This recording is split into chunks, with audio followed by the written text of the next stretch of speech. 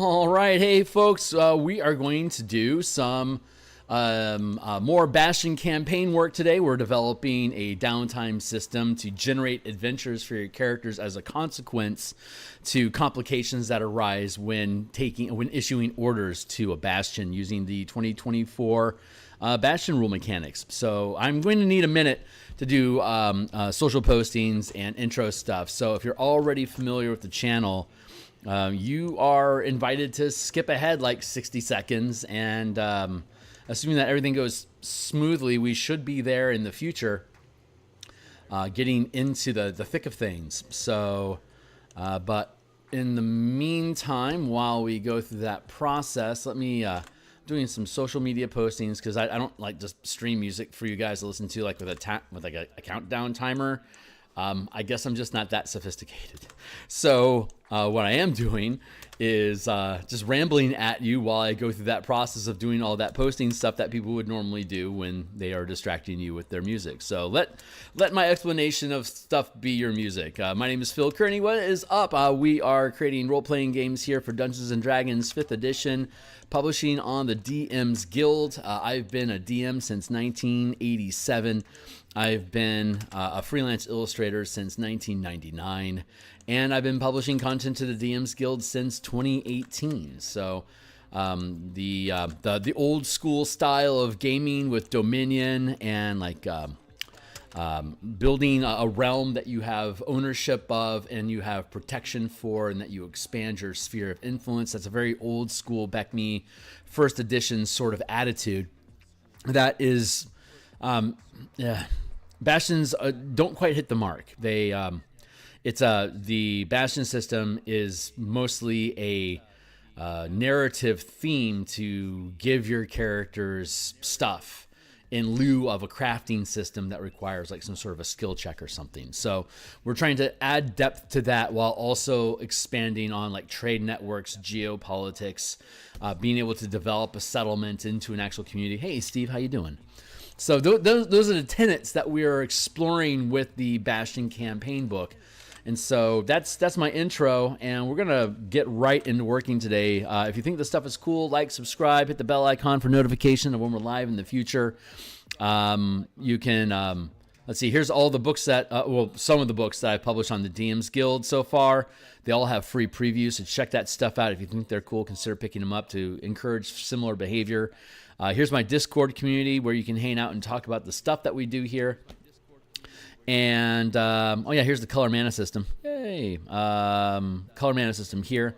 And then the playtest document for the Bastion system is right here. It is a read-only document for you, but this is the document that I work in, so it's all 45 pages of this document are in varying degrees of functionality. You can cobble, from what you can read here, you could start running a Bastion style campaign yourself right now, but it's missing a lot of the connective tissue and the narrative elements that make it like an actual cohesive book. Right now, it's just basically a stack of mechanics that are slowly having the threads of like how this thing works inside an adventure being added in, like stuffing straw into a scarecrow. So, but I don't actually need that because here's where we're going to continue today. So I'm going to drop this off screen. I'm going to peel open this portion of the document here.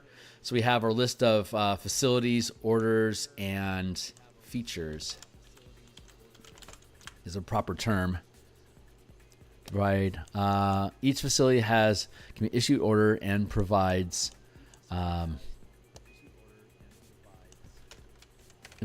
benefits to the Bastion as facility features.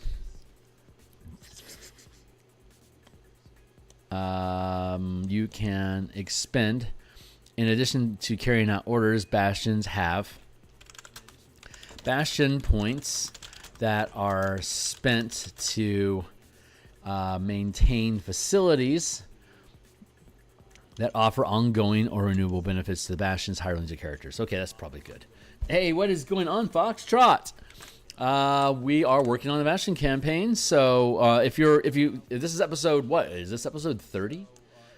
Holy Hannah. Yeah, this is episode 30. So if you check out episode 29, which was last night, we started drilling through and standardizing the language on all of these different facility benefits that we've been producing. Features, right. And we had gotten, let's see, up to and through the government feature. This is kind of like a meta feature that it's like your Bastion becomes an administrative structure that you govern settlements through. So like if you had a settlement, there would be all sorts of buildings, multiple bastions controlled by different families, entities, and the government itself, the village government, would have a facility that is the government, like city hall, I guess might be a better word for it. But basically it's a structure where all the administrative stuff happens inside of the settlement. And from a game mechanics perspective, that government facility is where all the decisions on what orders are issued to the settlement, that's where that actually takes place. While you could have multiple facilities or like different bastions, rival bastions, allied bastions, each character could have a different bastion or franchise sub-bastions inside of one settlement or across multiple settlements. They all have a like the actual settlement itself, it acts as its own bastion, and that it can be issued multiple orders through the government to carry out like harvesting materials. Like most often a settlement is going to harvest either animal, plant, or mineral materials in the form of herds, fields, or mines. So that's the primary reason to have a settlement, is to be able to harvest material from the environment one way or another. The other primary purpose is to conduct trade, to facilitate the storage of materials that are going hither and thither, and to be a resource hub where different trade organizations can come together and make agreements about shipping lanes, what material needs to come and go. Is this the best place to have that material come through? So and to that narrative, we're keeping track of all the different, of all the facilities that we have in here. What can they do? Of the facilities that can craft, for the most part, they can just create non-magical items. It's crafting. It's super simple. But we also have an instance of having a crafting facility can reduce the amount of time that it takes to create a non-magical item, right? Not very imaginative. But then we get down to trade, we start seeing there's more and more exotic stuff through the different orders. Like in trade, you can acquire non-magical items without actually having to craft them yourself. But you can also trade. You could swap, because you get as your bastion grows, you get more and more bastion points to spend on development, improving facilities inside of your bastion. But you can also keep a pocket of those bastion points. They can, like we've talked about in past episodes, you can go on adventures to gain magic items, to influence people, to get gold, or with this, you can go on an adventure to attain additional bastion points to help level up your bastion facilities, or to have as a pocket of basically meta currency that you can spend as needed. And in this instance, you could swap bastion points for magic items by having an auction, or by attending auctions looking for exotic items that would be useful to equip to your characters. You can gamble a bastion point to gain an extra bastion point. So aside from going on adventures to gain wealth or literal bastion points as your reward, you could also accumulate gold or bastion points and then gamble them to try to, you're risking a bastion point to gain an extra bastion point. So you either lose a point or you end up gaining a point. And then when issuing a trade order, so one of the interesting things is when issuing a trade order to resolve complications, you add multiple bastion dice, and then you roll those and add them to your ability check in the best die, kind of like having multiple inspiration dice spent at the same time. You keep the best result to add to your ability check to succeed at your task. And that's what the government does. So the government this is where we're at. So trade, when you issue the trade order, because if you issue a crafting order to make armor and you fail the roll, it creates a complication. Then let's actually random our way over to this. Here is our get past the items and stuff. Here's our complications table, right? So if like we're talking about like I want to build armor for my characters. That's a crafting check. If I fail the die roll, if I fail the Bastion test to succeed in making that armor, I don't ruin the armor. I just can't. Something has gone wrong. A complication has occurred that prevents me from completing that suit of armor. Since it's a craft, and there's 7 orders. There's crafting, empowering, harvesting, maintain, recruit, research, and trade. You can't solve a problem by issuing an order that caused the problem. Kind of like Einstein's, you can't solve a problem within the problem. You have to get outside of the problem. Well, if you screwed up making that set of plate mail when you made your crafting check, you can't just make another crafting check to solve the problem. The complication lies outside of crafting. So we roll a d6 to see which complication it is that occurs. And in this instance down here, it's trade. The issue is trade based in that we lack the materials needed to craft to create the item. Maybe we have iron needed to make the suit, but we lack enough leather or like cotton for it to be something that can actually be worn for any length of time without damaging or fatiguing the soldier that's wearing the armor.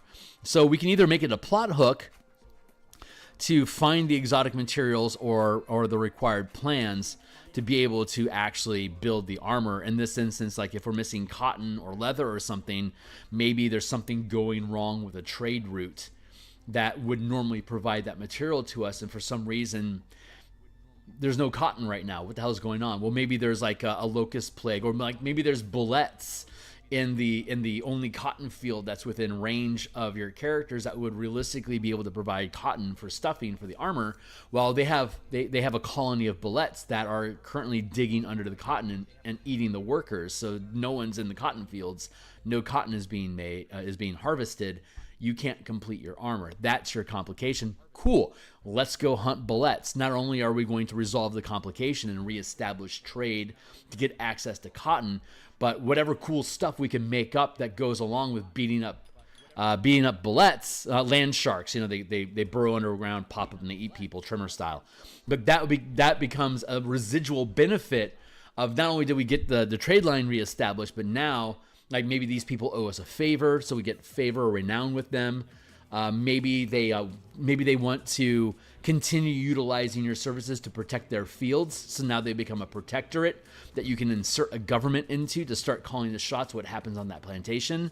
Or you can just harvest materials from the bullet and make stuff with that with crafting and empowerment checks.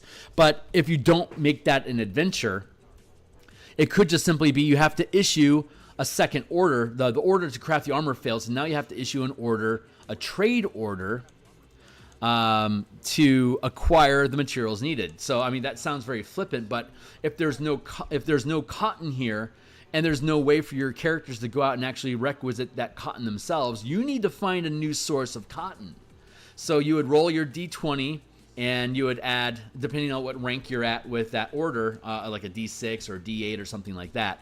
And so if we then go back to the government, and one of the perks that we get if you start putting points into trade for your government to improve your government's facilities in the trade order, now you get multiple dice that you can roll. I'm like, say, rolling a d8 right now.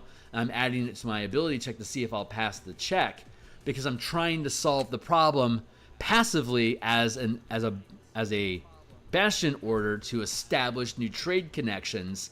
Well, I normally have a d20 plus 8 plus 3, but because I have the government facilities helping facilitate trade, I can roll 2 8-sided dice instead of 1. And now whichever result is best between those 2 d8s, I add that to my d20 roll. So the idea here is that your characters can only go and solve one problem at a time.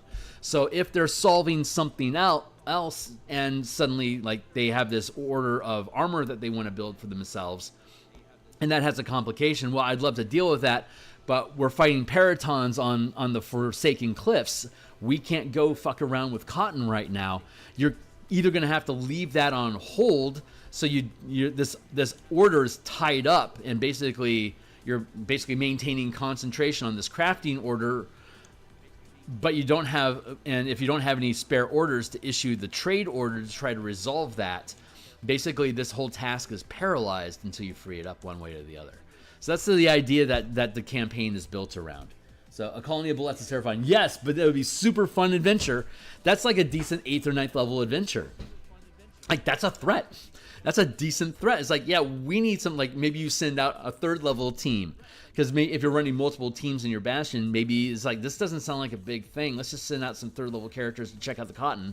And you get there and like 2 of them get killed because they're ambushed by bullets. So like, okay, well, let's tuck our tail, head back home, and ask for a higher level team. And so if you're like, you have 5 ranks, 1, 2, 3, 4, 5 ranks of Bastions, which coincides with your proficiency bonuses. So you could have a 1st, 5th, 9th, 13th, 17th level team that your players decide to tap and use for this adventure right now. It's like, well, we got our asses kicked as 3rd level characters.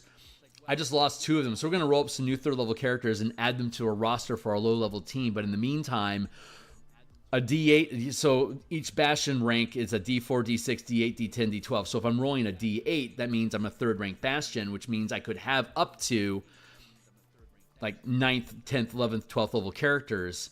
By the time I get to 4th rank, I'll have 13th level characters. So if I'm a 3rd rank Bastion, I could realistically have an adventuring party of like, say, 9th plus level characters. Cool. This probably is the level appropriate for them. There's like, I don't know how many bullets are out there, but if there's more than 2, there's trouble. So let's send our 9th level characters out there to deal with it. Maybe it'll be easy, maybe it won't.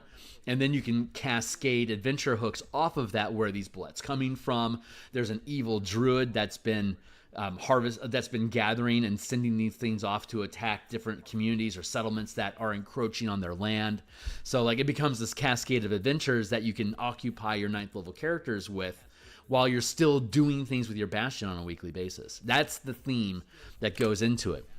And so as we're going through this process of defining what all of these different facilities are capable, like what we've said they're capable of doing, as we feed them into these different tasks that each order can execute, we can see, is this in curve? Is this broken? Do we already have this expressed better with a different thing that we've done already?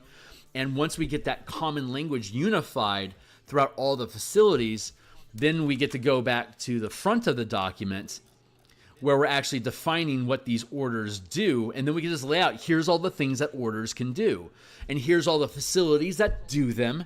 And here's the results that you get from utilizing these things together. And now we build a narrative around it, and that's your Bastion campaign. It's like, that's the process that we're going through right now. And I keep adjusting my seats because viewers that know that I'm over caffeinated. So I keep moving around in my seat because I can't freaking sit still. So I'm going to chase that idea with a little bit more coffee. And now, actually, now that you know what we're doing, why we're doing it, we can get back to work. Hey, Domo. Yeah, I'm over caffeinated. That's how well I'm doing. I'm having a great day, though. Legit having a good day. So thanks for asking.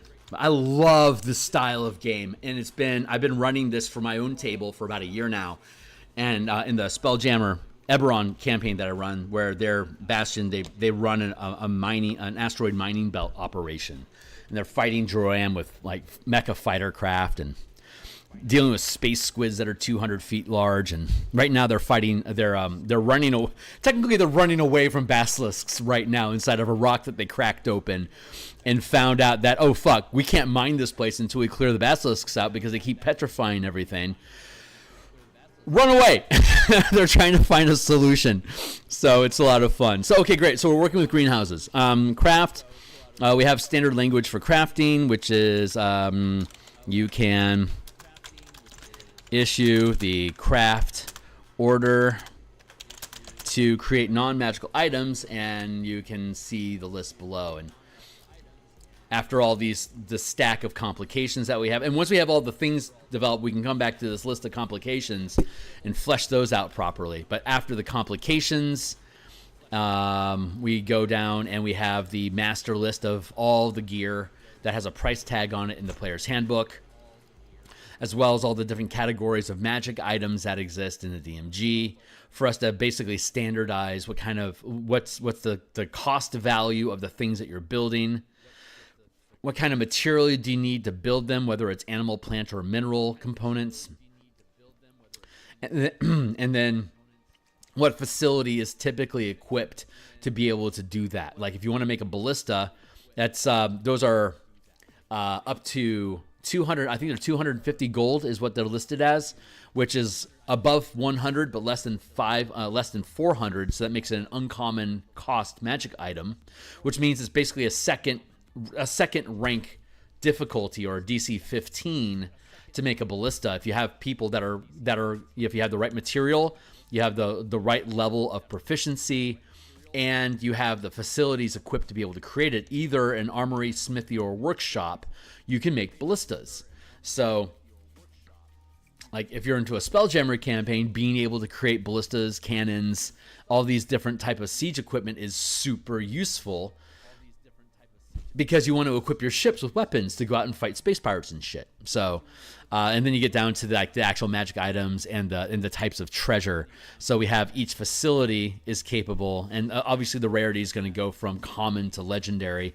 Common, uncommon, rare, very rare, legendary, 5 ranks of magical rarity, corresponding with, well, once I'm 3rd rank as a Bastion, I can create rare magic items. And as long as I have, like, if I want to make holy water, I need to have either a sacristy or a sanctuary, and holy water is cheap. I only have to be 1st rank to make that. But this sets a tempo for like what level of a character should you get access to legendary magic items. 17th level. That's 5th rank as a guild or as a Bastion. So by the time my Bastion gets to 5th level, to 5th rank, that's when I can start building legendary magic items. And we have a lot of language about that. And then we add that into the orders that we have at the top of the document here. And it'll all curve together to all be self-referential and be able to loop you back in. You want to make stuff? We check out this facility. That facility can make that stuff, but it can also do all these other things. Ooh, those are interesting complications. What happens if I fuck that up? You drop down to the complications. Like, these are the horrible things that can happen to you. Crap, I don't want that to happen. How can I mitigate the empower issues? Well, let's go back up and look what can resolve empowerment. Here's all the different facilities that work with empowering. So, okay, I want to pick out the observatory and maybe the arcane study, and you can start developing what kind of facilities you want in your Bastion to help mitigate problems that get created when your other facilities fuck up. So there you go. So mitigating, or rather standardizing this. So you can issue the craft order to create non-magical items, which are listed as, and mostly greenhouses, like healers, kits, and poisons and antitoxins and stuff like that. Healing or hurting. It's basically how that stuff works. Empowered. You can issue the empower order to create magic items. And each magic item is an order. Like at 3rd rank, you've got 4 orders that you can issue. But if you have spare Bastion points, you can burn Bastion points to issue additional orders. So like if I would normally have 3, if I at 3rd rank, I'd normally only have 4 orders. If I have more things I want to do, then 4 will allocate, and I have some Bastion points laying around. I'm like, okay, I'm going to invest this Bastion point this turn. I'm going to expend this Bastion point for this turn to give myself an extra order. Fuck, I fucked up that order. Okay, well, now I've got a new complication I don't have space to deal with. I'm going to use some of those Bastion points. I already issued an extra order. Now I have to spend 2 Bastion points to issue a second order. And let's fix the problem that problem is a maintain issue. Fuck, I failed that die roll. Well, I'm going to have to wait until next week. And so at the end of the Bastion turn, you get all your points back. And assuming that you leave all the points that you've placed in your different facilities don't change, that pocket of spare change Bastion points that you have get back into your coffer that you can then spend again to issue additional orders or make like gamble to gain more order, because the more Bastion points you have, the higher rank your Bastion gets, regardless of your character's level, if you want them to scale separately, like so you can have a cascading number of teams that your characters are developing together. So greenhouse, empower, mostly potions. Yeah. Charms, druidic charms and potions. That makes sense. And then harvest. Let's see. You can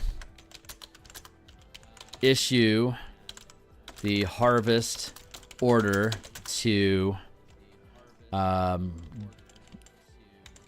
gather plant materials for crafting items. So like we looked at above, like poison requires depending on what kind of a poison it is, either needs animal, plant, or mineral materials to create it. And so if we're trying to make a particular type of poison, then it's an exotic material that we might not normally have access to. Well, we can issue the harvest order to our greenhouse to like, can you find this chemical composition in your exotic plants or mix them somehow to be able to duplicate this effect. And if you hit the die roll that you need, like a 600 gold piece poison is going to be a rare magic item. So you're going to have to be a third rank bastion to even be able to try to make that poison. And then you have a lot of opportunities to screw up. So harvest, you can issue the harvest order to gather plant materials for crafting items. So that's good enough for now. We may end up changing this to resolving harvest complications, but I'm not there yet. Let's see. But yeah, that's there you go. That one's done. So Guild Hall improves craft, maintain, recruit, and trade. So unique features. When rolling a craft check to create a non-magical item, you can roll the Bastion die again, keeping the highest result. So this is allowing us to, if like we're trying to brew that poison and we have both a greenhouse and a guild hall, we can now pretty much make any kind of poison you can imagine.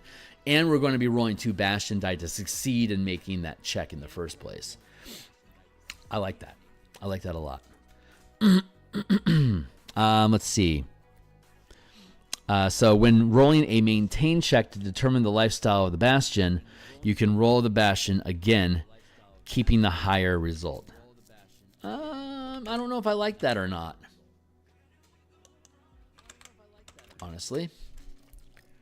We have barracks to improve maintain. I feel like when rolling a maintain check to determine the lifestyle of the Bastion, you can roll the Bastion die again, keeping the highest result. I mean, trade guilds makes sense in that front, but we don't have, and we do have instances where an order doesn't need a unique feature attached to the order. Simply putting points into the maintain order through the guild hall allows you to roll a higher die. You have to actually improve an order in your facility to get the higher die roll. Like you might not have any points put into trade, and as a fifth rank bastion, if you have no points improving trade, you're going to roll a flat D20 plus 5. You don't get any bastion, like you don't get any dice because you haven't invested in improving trade through your bastion. They're not proficient with it. They're not skilled at that. They're a competent bastion that can do stuff, but they're not specialized in trade since you haven't put any points into trade. So the guild hall allows you to put points in trade, but currently we don't have any special. Oh, no, there it is down there. When rolling a trade check, you can roll the bastion die again, keeping the highest result. Let's go with, we already have trade for government. I can see, the crafting check making a roll. You can roll the Bastion die again. This is heavy loading, like the guild hall to do a lot, and it almost becomes a must pick because everything that it does just improves everything you're doing, and I feel like that might be overclocking its power. But I guess what we're doing right now is establishing what it can do. So we can come back through and I guess scrutinize it later. So crafting check. Let's just add it and then we can judge it later. I already feel like this is overclocking. But reduce time to create non-magic items. Roll extra Bastion dice when using craft. And maintain is, when you mean a maintain check to determine the lifestyle of the Bastion, you can roll the Bastion die again. So Bastion, you have order to determine lifestyle. Add the Bastion die. So we have 2 instances of that now. Recruit is you can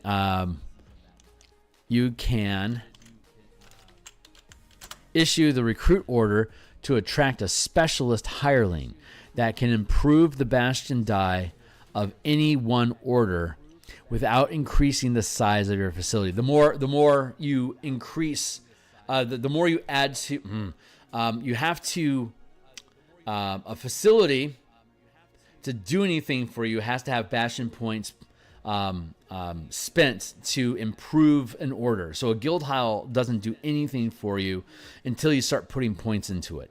The more points you put into a facility, the larger the facility becomes. 4 squares, 9 squares, 16 squares, 25 squares, and 36 squares. And then it continues to grow by 12 squares, by 13 squares for each additional point that you improve the facility. So like a guild hall, there's no sense improving unless you have things to get access to. Like you don't need more than 5 points in crafting because you're going to cap at a D12. So having said that, I could have a guild hall that allows me to have like 5 points in craft, 5 points in maintain, 5 points in recruit, and 5 points in trade. That's 20 points total that we've put into improving this guild hall. So that guild hall has 4, then 9, then 16, then 25, then 36. And now 49, 62, 75, 88, 101 squares, 5-foot squares of space. So that 100, like a 10 by 10, like it'd be a 50 by 50 facility. That would be like a 20-point spend would get your facility to be up to a 10 by 10 is a 50 by 50 space that it occupies. And that guild hall now has a whole bunch of guild activity happening inside of it, working deals and trade, recruiting new people, pulling in, like interviewing and having conversations with people, utilizing their resources that are in the guild hall to help make sure that everyone has a good lifestyle, and utilizing the guildmen that are the guild specialists that are there to improve your crafting, for instance. So these are all things that you could do. So that's what the recruit does. So the recruit allows you to increase the rank and get better bastion dice without having to increase the size of the facility. It's like if you had a master sage that is like 5 ranks worth of power unto itself, like that one guy, you can ask him a question by asking Master Sage. That one dude can do the work of like 50 librarians digging around for information. So you can just have him in a little fort, like in a little 10 by 10 room with a coffee and a nice couch and a good book to read and some good tobacco. And you can just walk in. It's like, hey, I got a question for you. He's like, okay, great. What's your question? It's like, yeah, what's Beelzebub's true name? He's like, let me think about that for a second.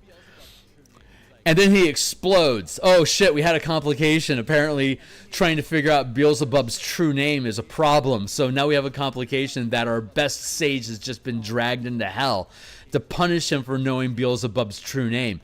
That sounds like a quest for 17th level characters. Let's go act on that. But that sage, that like infinite mega brain sage, like a Mentat, can know all of this crazy information, and all he has to do is just sit in a chair and just talk to you about stuff, because you just have to access what he knows, as opposed to like having an archive full of hundreds of scrolls that you need an army of librarians to dig through to find the answers for. So you can play it in those two different, like with those specialists. Recruiting specialists allows you to pull those two levers of like, how big of a space do I need to facilitate the level of skill that my workers have to perform this task. So those are the two dials or levers that you're pulling with each other to determine like, what is how does your bastion run?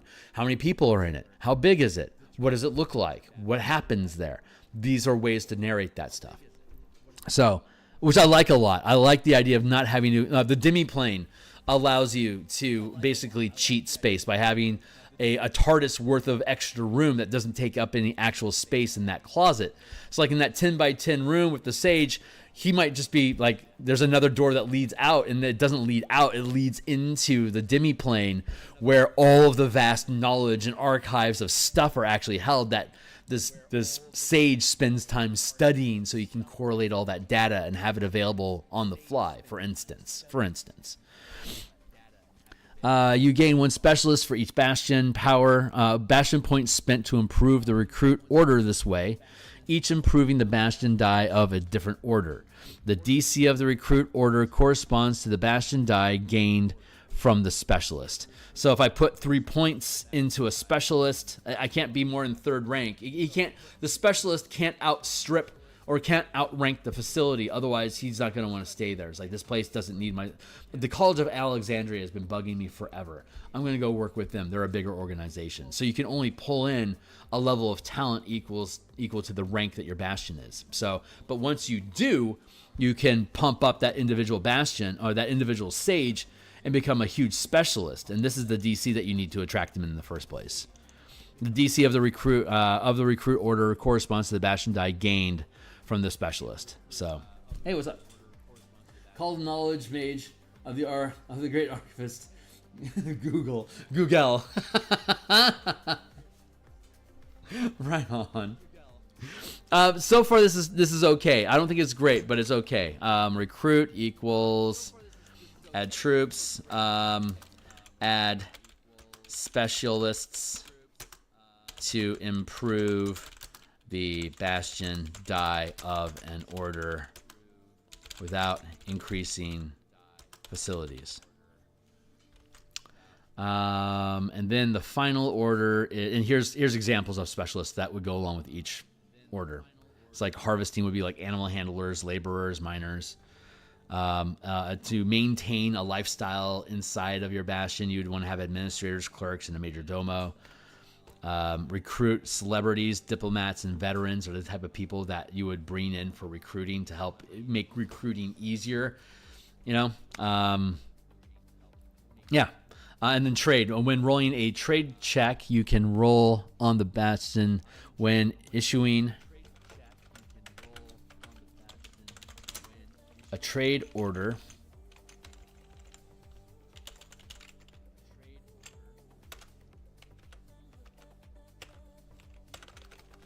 When you issue the trade order,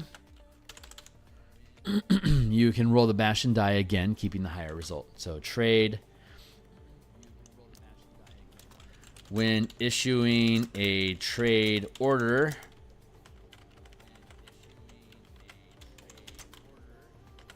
add best bastion die. So this is when you're triggering an order. This is when you're resolving a complication with the trade order. So I think I'm going to end up needing to change this language when that, oh boy, Kearney, keep your fingers on the right buttons. When, like this is implying issuing that, like, the trade order to resolve a complication is a subset of issuing a trade order, and it is. So that means that this language is too universal, or I need to make this resolving a complication more universal.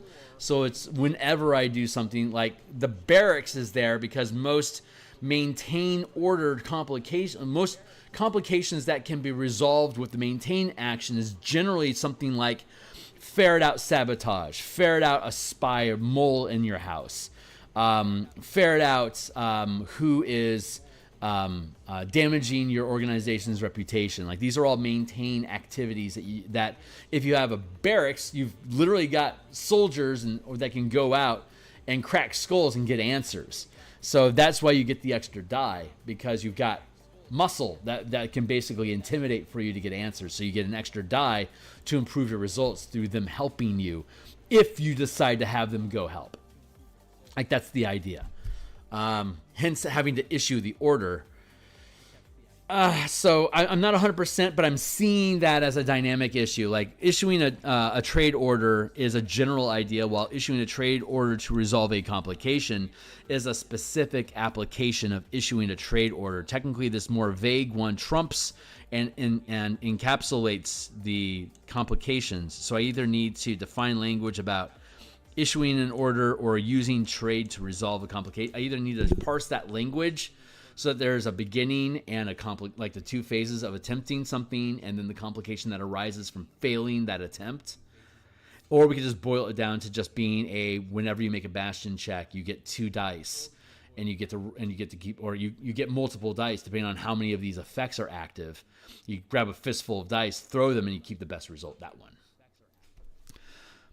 These are things that we have to figure out. So, but technically the language is good. When issuing. So like I said, we're trying to just parse the information right now And then we can go back and scrutinize what they can do. And once we do, we can then go back into here and change all of the whatever decisions we come to. We can then update all of the facilities to comply with those decisions, and then take all of those, like, these are the things that you can do with each order, and then take it back up to the top and says, orders, here's what you can do with them. And then you list out all the things that you can do with them. And then as you go through the facilities, you can see, oh, that's a thing I can do with that order up above. So it all becomes self-referential. So laboratory, how are we doing on time? I think I've got 45 minutes, but let's double check my shit. Yeah, I've got 45 minutes left. Laboratory.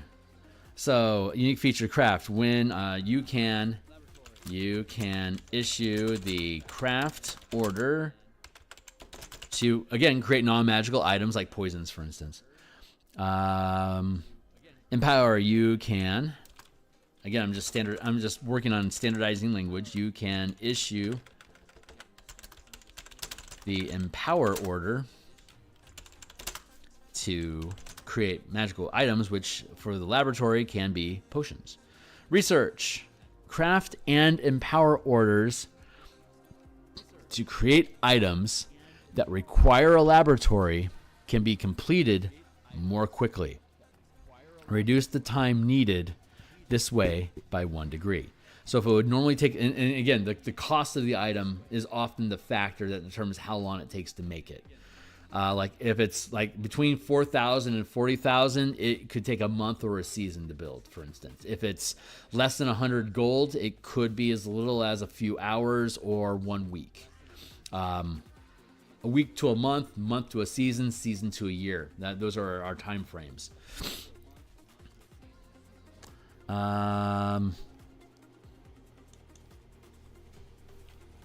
Craft and empower orders to create items. Okay, I'm okay with that. Research, and this is a research aspect. That's interesting.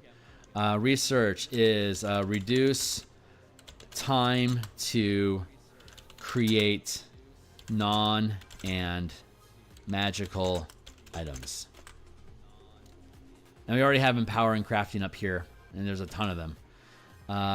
Library. So empower. You can issue the empower order to create magical items. In this case, scrolls any of druidic, divine, or arcane any.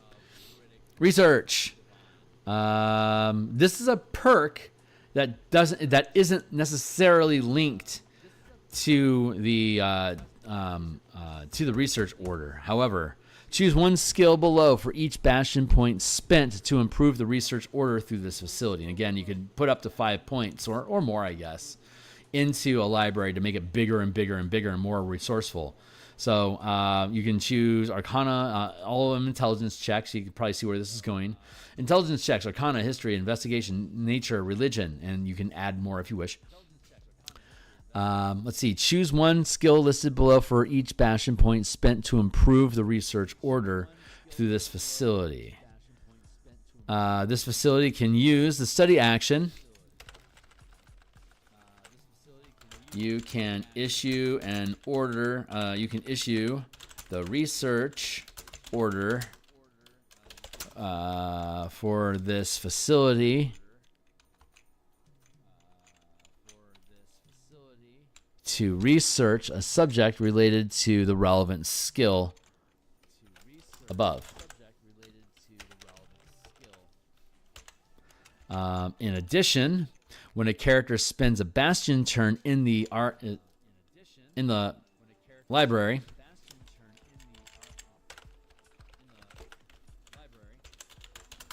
researching a topic, you can issue the research order to add a bastion die to the result of the ability check. That is useful. Let's see.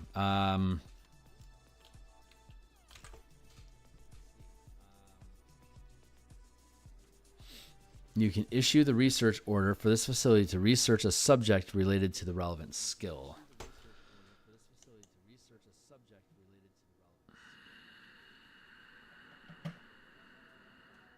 Do I have a table of obscurity yet?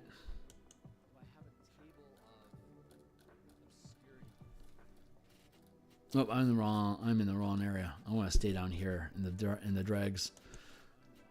Here's where no. Here's where I want to be. There, yeah, okay. Your research facility spends 1 week making a bastion check to learn information about a current or local creature, event, location, object. At the end of this time, you gain the benefit of a commune or legend lore spell, gaining a number of questions determined by the result of the check. So if my bastion rolls DC, I'm going to get rid of that because we only have 1, 2, 3, 4, 5 standard. So first rank, second rank, third rank, fourth rank, fifth rank. Number of questions you can ask is 1, 2, 3, 4, 5. If you get less than 10, 0 plus complication.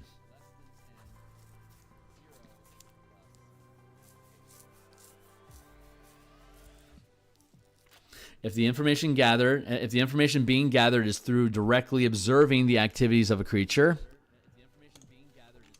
if the result is less than its intelligence or wisdom score, whichever is higher, the subject becomes aware of your order that you're studying them. Kind of like when you're like trailing somebody. If the information gathered is through directly observing a location or object, creatures that have orders to protect the subject become aware of your gathering and respond based on their attitude towards the bastion. Attitude is neutral. Response is you get a complication. Hostile, and the creature attempts to sabotage your bastion. There you go. So that's a thing. So going back to the actual issued order, we have a lot of language there that establishes what this is. See, theoretically, if we standardize what the research order does, and in this case, it is basically an ad hoc commune with nature spell or a commune spell that you can just ask questions, and that was the theme of your research. And it's the level of success that you have in the research which determines how many questions you get to ask. So you make your roll, it's like you get 3 questions. Well, now you get to huddle. It's like, what questions do we want to ask? And you could research it again, but it's going to take another bastion turn to do it. Or you could issue multiple orders at the same time to try to accumulate a big fist full of questions. Like, I'm going to spend 3 orders and research this thing 3 times. And so I'm going to roll my die and get 3 results. And like I said, I get 1, 2, and a complication. Shit. Okay, well, I'm going to be able to answer 3 questions, but I'm also going to create a complication as a result of this. So I get to ask, let's figure out what those 3 questions are going to be. And once we answer those questions, we also have this complication that crops up. A rule of complications is if a facility triggers a complication, that facility can't do anything else for you until that complication is resolved. So like if there's a complication in the library, you can't research anything with the library anymore until you like get the Ghostbusters out there to get rid of the ghost, for instance. So research is, contact other plane effect. That's basically what that is.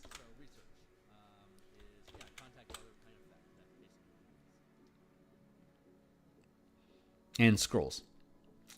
So that's basically what it is. So I'm just going to leave that at that right now. Again, we're seeing ideas that we can flesh these things out, make better.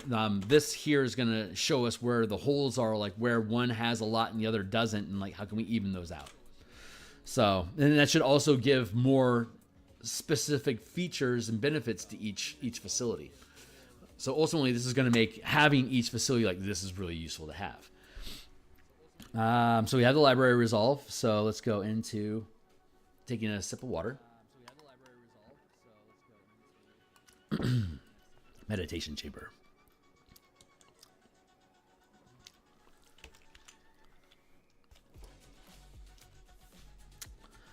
You can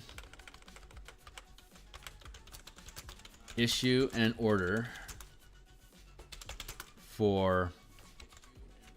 You can issue the empower order. Wait.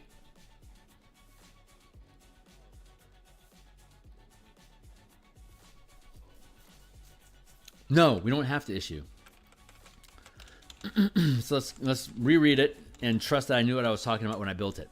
A character that spends a Bastion turn of downtime activity using this facility gains the benefit of a divine charm. The maximum charm level, and a charm is basically a spell effect that you don't have to have any material components to cast, but otherwise works like a spell. The maximum charm level can be empowered to is determined by the number of Bastion points expended to improve the empower order of this facility. So if I only have 1 point in empower, I can only create charm levels of 0, 1 to 2, and I have to be character level 1 to 4. One charm can be active per character at a time from the list below up to the character's level. So if I'm 13 to 16th level, I could have a charm of up to 6th or 7th level, but I have to have 4 points improving empower in the meditation chamber specifically. Even though that empower score, those points of empower are going to allow the Bastion as a whole throughout all of the Bastion, anytime the Bastion issues an order, if I have like 16 points of empower between the different facilities that I have, it's still basically 5 points worth, which is a D12. But I've only had like 3 points throughout my entire facilities. All my facilities, only 3 points have been used to improve the empower order.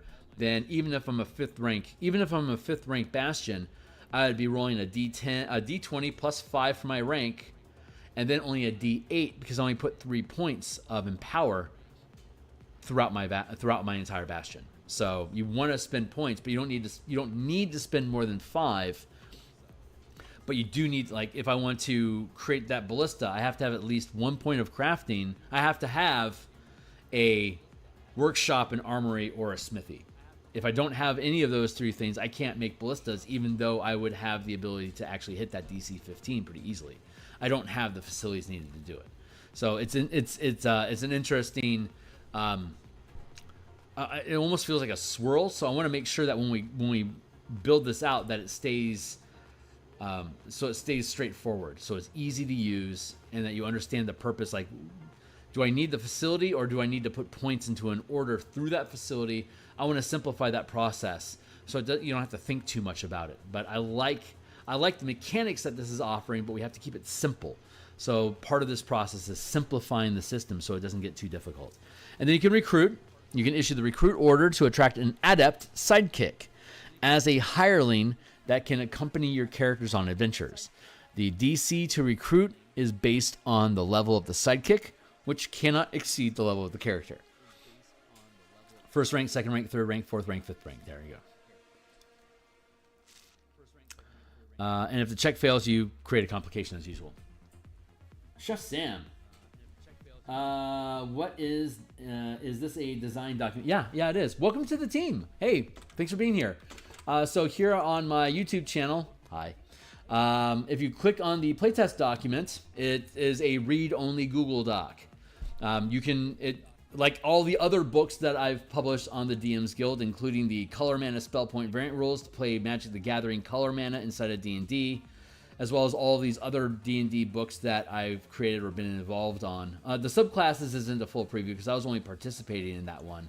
But the rest of these books here and all of the books in the Color Mana system, they're all free preview. So you can click through on these links and then check out any of the books that are listed there, and you'll be able to read the entire book. So in that similar vein, when I actually create these books that are published on the DMsGuild, I create a Google Doc and then share you the link with it, and you can read only. And then if you become a playtester, like if I set up a playtest for this for general consumption, then I'll set up links that you'll be able to access it and like copy paste and take stuff from it. But right now it's a look, don't touch. But yeah, we're building Bastion Campaigns, a way to add risk and rewards to running Bastions in Dungeons & Dragons 5th edition, utilizing skill checks or skill challenges. Very simple process. Wizards kind of did it with the Acquisition Inc., but now that we have the Bastion system, we can take that Ac Inc. idea of making ability checks to achieve downtime tasks and assign those downtime tasks to the different facilities inside your Bastion, utilizing the orders that are available. The higher rank you are in an order, the higher bonuses you get in achieving that task. That's the idea.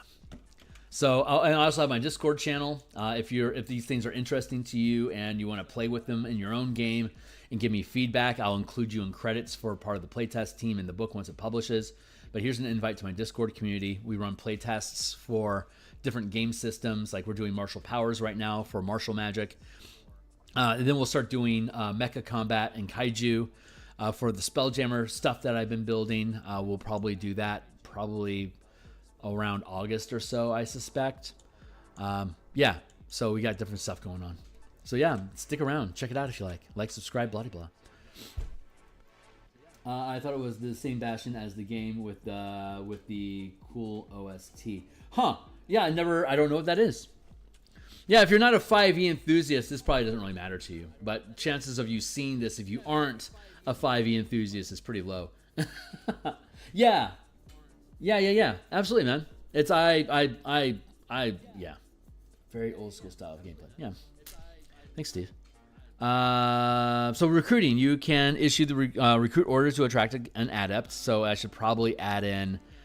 I don't need Bastion points, but it's because it's already limited by your character level. For the meditation chamber with empowering, you actually do need to think about your Bastion points because these Bastion points are representing, like you can't have these are representing like clerics and vassals that are attending, like hirelings. The higher rank your Bastion becomes, the higher levels of magic those hirelings can perform. Just like high-level characters can perform high-level magic, so too can adepts that are working through your Bastion. But otherwise, the language on this is pretty good. So recruit is add specialists. This would be recruit is add a sidekick to your team. And empower gains, oops, wrong place. Empower also gains cast spell effect on character, object, Bastion. There you go, right. Create magical items, reduce time to create magic items. Create magic items. Sorry, I've got language for this. Or boons. There you go. Save. No, I don't want to save that.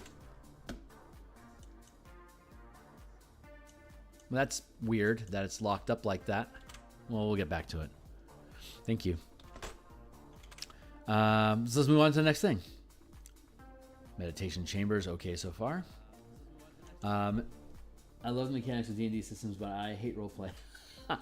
I'm not a roleplay enthusiast at all. I always, as a DM, I always stay in third person. I always tell you what the NPC knows, and generally my players are like, I want to ask them blah. Sometimes, I mean, players can act the way that they want, but from my perspective, it's like I want to ask the bookkeeper, has he seen anybody? And it's like, well, the bookkeeper tells you that the last time he saw somebody, it was a pirate that came through here, and he checked out a book on nautical monsters, and he promised he'd return it, but it's been 3 months, so I don't know what the hell happened there. But like, that's the level of depth I get into role playing. I am a tactician and a puzzle solver. I am not a role playing enthusiast at all. So, but there's no wrong way to play games. We're both still engaging the game system. I'm just not using a funny voice or particularly caring about my character's feelings about it. They're just basically a user interface for me to interact with in the world. There's no wrong way to play the game, but you got to know who your teammates are and what kind of stuff they like to lean into. Menagerie, so harvest. If a craft or empower complication arises due to not having animal materials, you can re-roll the check. So menagerie is harvest. That is re-roll complication. No, it's add Bastion die to animal material harvesting. Maintain is you can actually that's not accurate. You can complications when complications arrive, you can re-roll the check. Oh, that re-roll harvest checks to avoid complications. See, I don't necessarily know if I like that because we want complications. Every time a complication occurs, it's an adventure seed that sends your characters off to resolve the complication and create new opportunities by turning that failure into a success. Once the complication is resolved, you complete the task. Nothing stops it at that point because your characters got involved to make it happen. So I don't think I like this mechanic because it's negating. And I think that actually answers our question that I had before about how do we handle this. And I don't want anything that's going to prevent us from failing a task, because failing doesn't mean you fail. It means you can't succeed until you resolve this issue. And once you actually get into resolving issues, I'm fine with dumping on as much resolution as you can. It's the initial failure that I want to keep. I don't want to be gamed. I want to make it easy for you to fail so that you question whether or not you have the resources to deal with whatever fallout is going to come through if this doesn't go the way that you expect it to, which is the kind of questions that you want to have in a role-playing game where you have consequences to the actions that you take. It's just it's a more sturdy game engine that way. So we'll probably end up scrapping that and replacing it, but we don't know until we look at these things. You can issue the maintain order for the creatures in your menagerie to aid in your bastion's defense. Oh, I like that. When you make a bastion saving throw to avoid, when you make a bastion defense roll, Marf.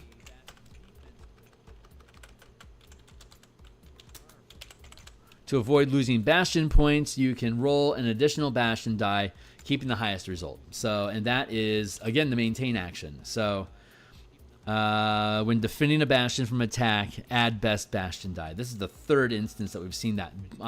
Recruiting soldiers in the barracks, creating undead in the crypt, and now we have the menagerie, using the creatures in your menagerie to defend your fort as well.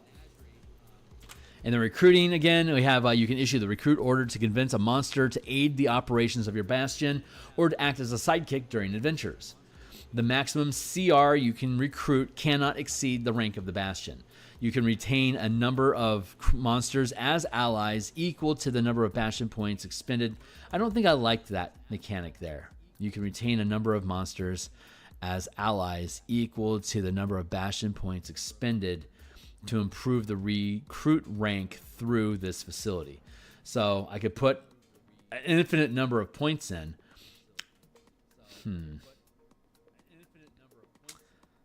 I don't know if I like that. We're going to have to look at that one. So let's go back to recruit, which is add undead to defend.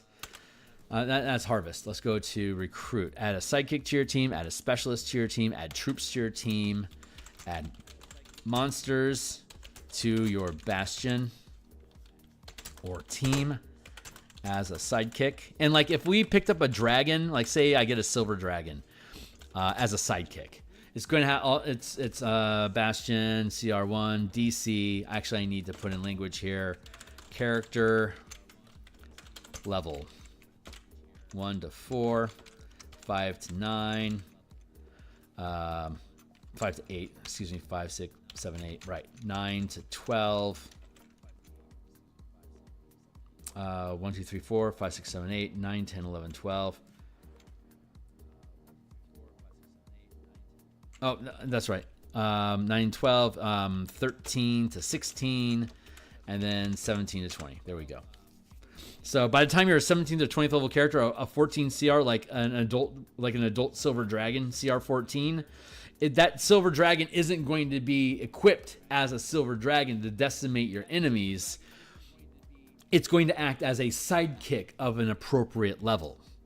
So that dragon then becomes, like say, an 18th level adept or warrior or expert sidekick Or you could flip, like every time it takes a short rest, maybe you flip what its skill set is, so it can act as a psychic in those different capacities.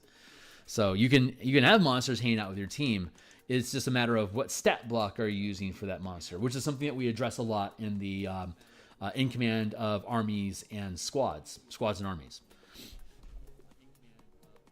I'm not a 5e player, but I find well, I'm glad to hear it.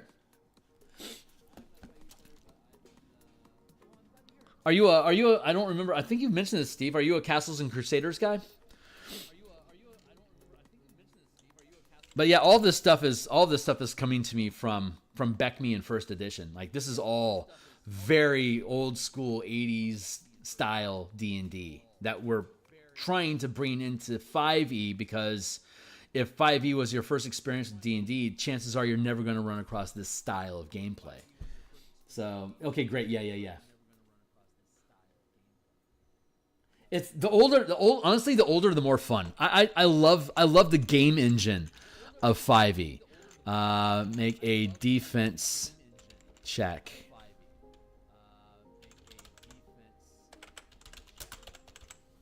But I love playing Beckme. I love First Edition.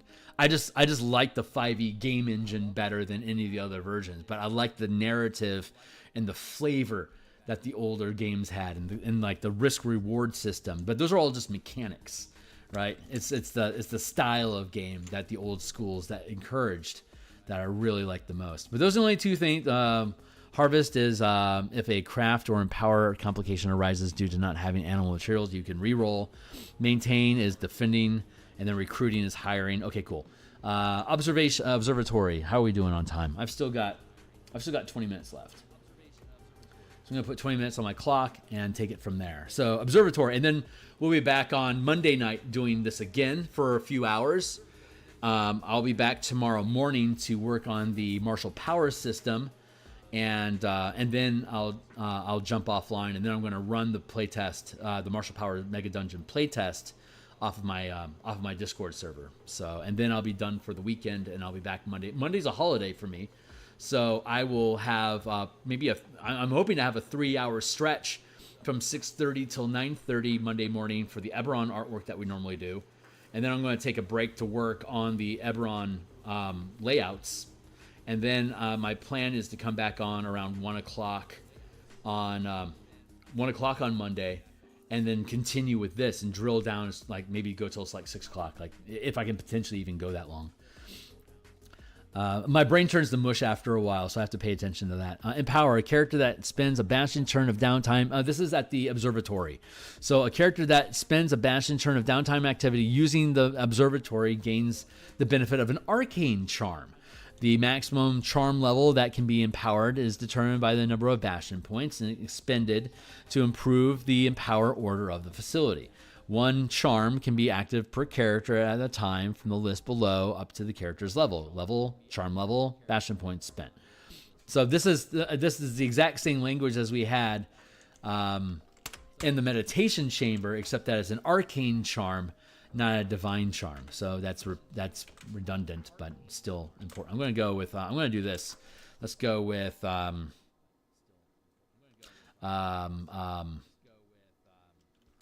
divine charm, arcane charm, and I think the sanctum, no, the sanctuary. I think the sanctuary has druidic charm.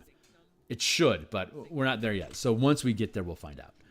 But that's a unique feat. That's a standardized, like this charm effect is like a standardized thing that we can put up in the empowered section. Like, here's how empowered action, like here's how the empowered orders work. And then we can just list out here, like this charm effect, here's all the facilities that utilize this order. So we can have cross-referencing through that way as well, hyperlinking everything. Research, you can issue the research order to this facility to observe conversations, and the interactions between patrons, between otherworldly patrons, between the gods or otherworldly patrons, gaining the benefit of the contact other planes spell. The result of the roll determines the number of questions you ask about another plane or its denizens.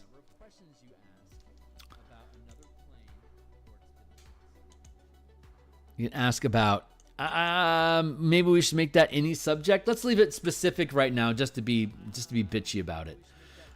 So research is contact, other plane, effect, other planes and creatures. You know what? That's a good point, because we had 3 of them now. Contact, other plane, effect, any historic info, and then we have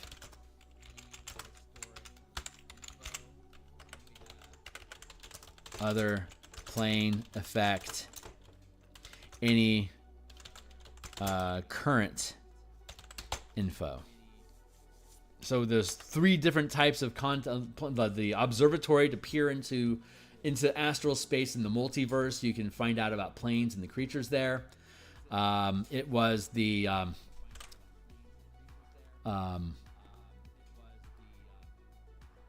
wait for it. It was the library that can discover it was the library that can discover specific information. But we're thinking that should be this should be contact other plane. We should have the contact other plane language in here about these specific subjects. So contact other plane was actually, I gotta rewind this real quick to make sure I have my shit straight. Contact other plane effect, knowledge,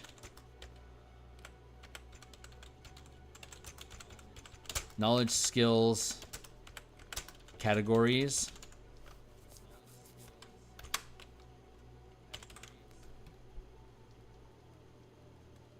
and laboratories makes discovering stuff faster. Oh, what was that? Yeah, reduce the time to create items.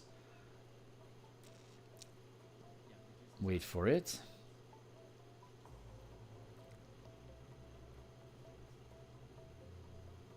Research.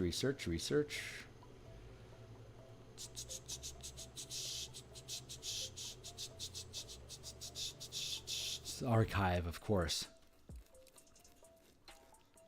Right, archive is, this was historic information.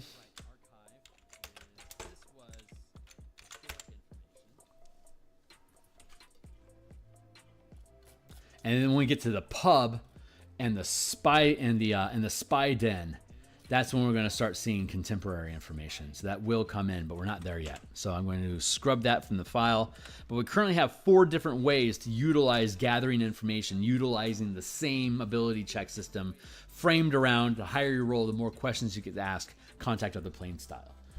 So my books are old. I've never upgraded. Right on, man. Right on. I gave all mine to other gamers, fledgling gamers that I had trained over the years. I just kept giving them my books. So as I moved into other editions, I just kept giving them away. I kind of wish I'd kept some of them, I guess. Like Wilderness Survival Guide and Dungeoneer Survival Guide were amazing books. The original Monster Manual was really just fun. The original first edition DMsGuild was Dungeon Master's Guide was super cool. I kind of regret giving them away, but I've bought them all on ttrpg in a digital format, so it's not like I'm really missing anything. And my eyes can't really read those 9-point fonts anymore anyways, so it's more nostalgia. And I'm trying to be a little bit more Spartan in my life, so stripping away nostalgia is something that I've been willing to do. Meditation Chamber, where was I at? Oh yeah, here we are. Pub's next. That's useful. Oh yeah, research. Oh, that's right. Yeah. Contact other plane, empowers a charm, and now we're into the pub. Research, you can issue the research order to the facility to observe. Nope, that's not right. To observe conversations, and overhear rumors about about recent events.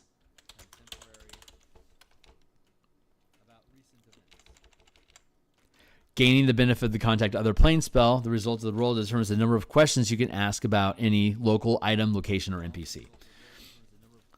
Contact other plane effect, local person, place, thing, event. Craft. Non-magical stuff like beer and sandwiches. Because you're a sandwich craftsman.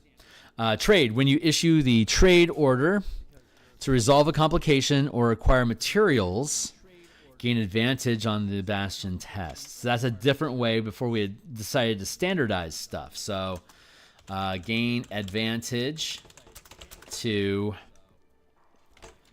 resolve trade complications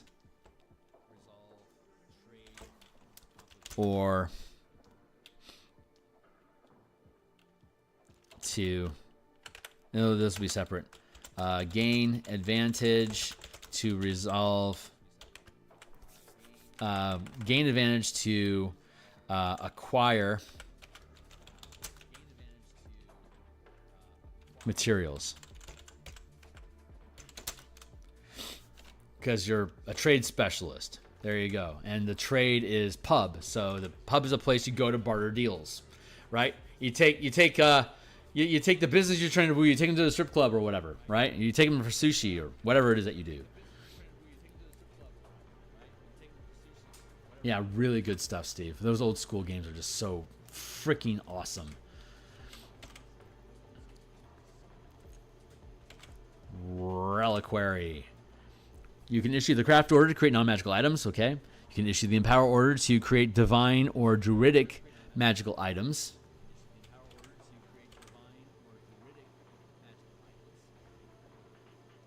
Yeah. Empower. You can also... A character that spends a Bastion turn of downtime activity using this facility gains the benefits of an arcane, divine, or druidic charm. So this is charm all three. I feel like I want to get rid of that. Charm all three, like break them. Like, why would I want to have all these different things if I've just got a one-stop shop reliquary to give me any kind of charm that I want? I feel like I should break that up into miniature categories, but we're not there yet. I'm seeing it. I'm not liking it. I think I want to get rid of it. Any charm. I'm gonna put an X for raspberry next to that. Yeah, I'm not liking that. Craft and Empower, that's fine. There is some redundancy with Empower. It's just, you just get to attack, it's a single use of a spell, and it takes you an entire week to get it on you. But once you get to higher and higher levels, that's, like at 17th level, you just basically get the stack stack Empower, Imprison on everyone. And that's, that can really break things down quickly. Like, Imprison is a no-joke spell.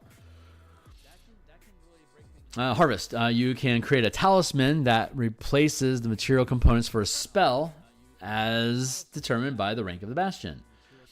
It's like like I might need rubies for to speak with dead. I might have to put rubies on the eyes of the undead that I would be casting.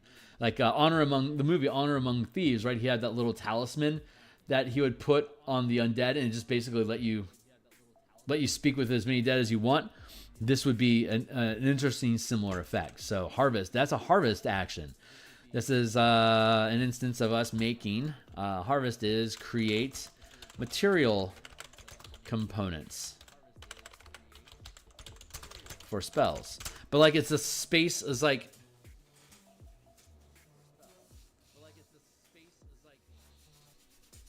it's an interesting space because it's not crafting, it's not empowering, and it's not harvesting. Like, normally harvesting is like gathering materials from the environment. So like gathering spell components is kind of like that.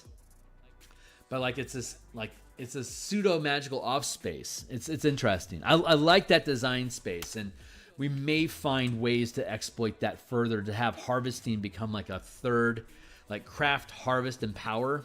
Craft, empower, harvest. That might be the way to word it.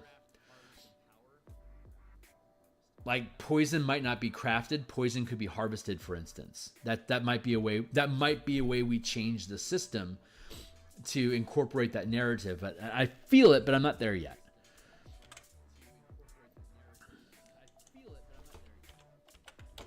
Let's put a note. Maybe harvest poison, not craft, because that starts to make more and more sense. Boogie, excuse me. I like that idea. Sacristy, craft. You can issue the craft order to create non-magical items. Of course, you can issue the empower, or you can issue the empower order to create a divine or druidic magical item. I like that. When you finish a short rest in the sacristy, you regain all an expended spell slot.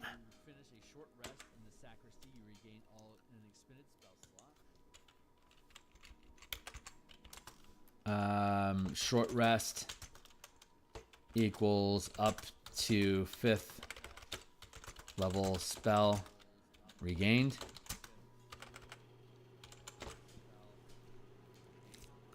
Sanctuary. Craft an item. Empower an item. A character that can spend a bastion turn of downtime here. Druidic Charm. There it is.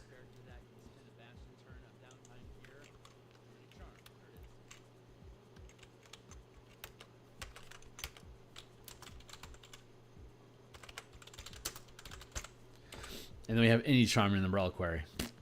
Sanctum. A character that spends a bastion turn of downtime activity, and a bastion turn is typically a week, so a character that spends a week of downtime activity using this facility gains a number of temporary hit points. So empower equals gain THP. A character that spends a bastion turn of downtime activity using this facility gains a charm to cast Word of Recall.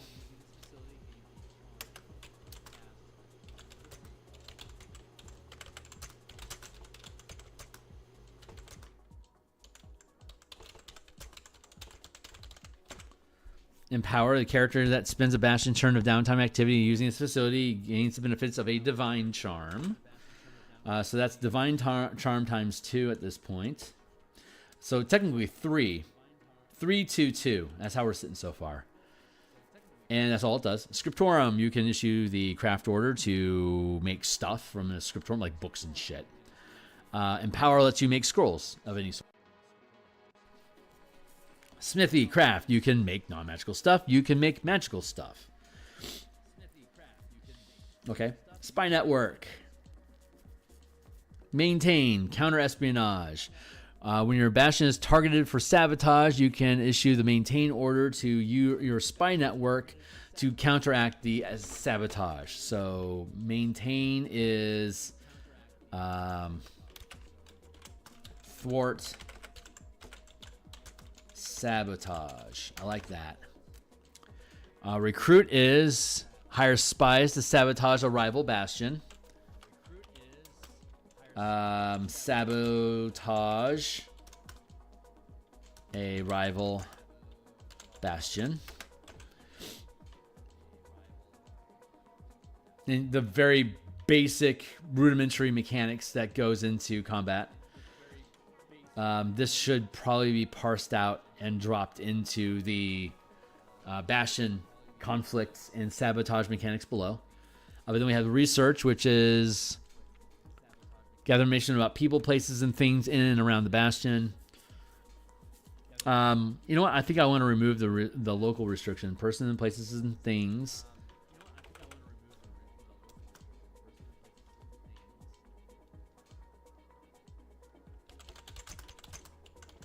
Local or abroad.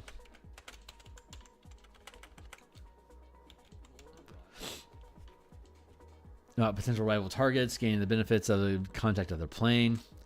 So research then is plane effect, current, person, place, thing, event, rivals.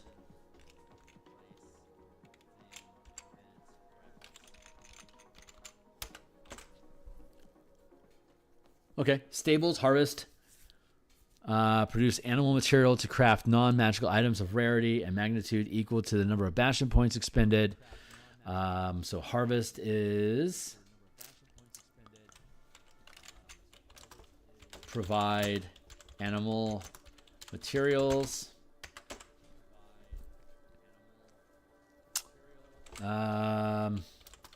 Acquire and no, it's trade.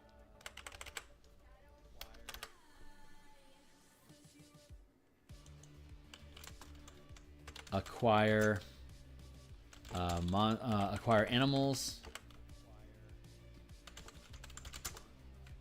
and train them.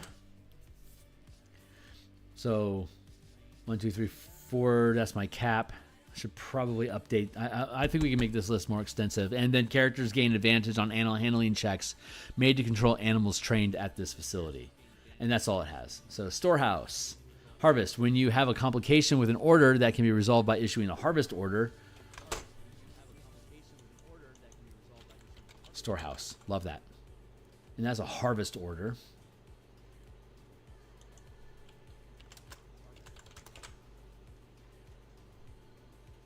You can forgo. Ignore. That's too strong. Ignore complication about needing material because your storehouse has the material already. I can see that being a bonus instead, though. So that's got to go. Trade. Hirelings of your bastion attend an auction to acquire a magic item. Oops. 1, 2, 3, 4, 5, 6, 7. Okay, and then settlements. So we have enough stuff here that I do need to put the brakes on this for now because that's my timer. I got to go back to my day job and do the work thing. Trade order, alpaca. Storehouse is hirelings to your tenant auction to acquire a magic item.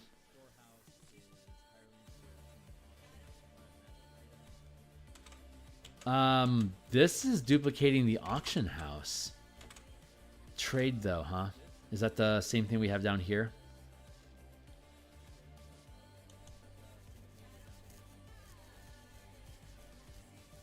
Swap bastion points for a magical item. That's ×2. So permanently losing 1 bastion point, right? So we're gonna go ahead and put the brakes here. Continue here. So when we come back Monday afternoon, roughly the same time, we don't have a lot of facilities left, but we'll finish off the facilities. And then we'll start looking through what all the different facilities can actually, like we can see here that we've got gaps. We've got gaps in things that allow us to add bastion dice to resolve complications as an order. So we're going to need to go through and see what we need to get rid of some of the stuff and probably fill these things in to replace them. Like that's an option. So we'll see how all this stuff parses out. But for now, I'm going to grab this, cut that, go back to our document here. Drop down to the butt end of the dock.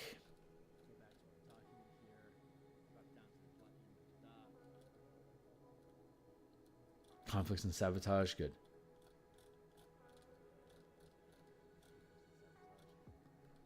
Now let's drop down a page here. Blop. And here's our stuff for now. Cool, that's that. I'm out of here for today. I'll be back tomorrow morning to work on Martial Power System to kind of ease into the Mega Dungeon and help any of my folks are going to show up for playtesting to make sure that the characters are updated to 4th level with the new rules that we're implementing. Thanks a lot, folks, for checking this stuff out. If you think this stuff is cool, I stream artwork or game design 10 times per week. So I've always got new content coming at you. If you think this study hall environment is fun and it helps you do the work that you want to do, you are most welcome to stick around, ask me questions, jump in my Discord, whatever you please. But thanks a lot for being here. So out. I'll see you guys tomorrow morning. Bye.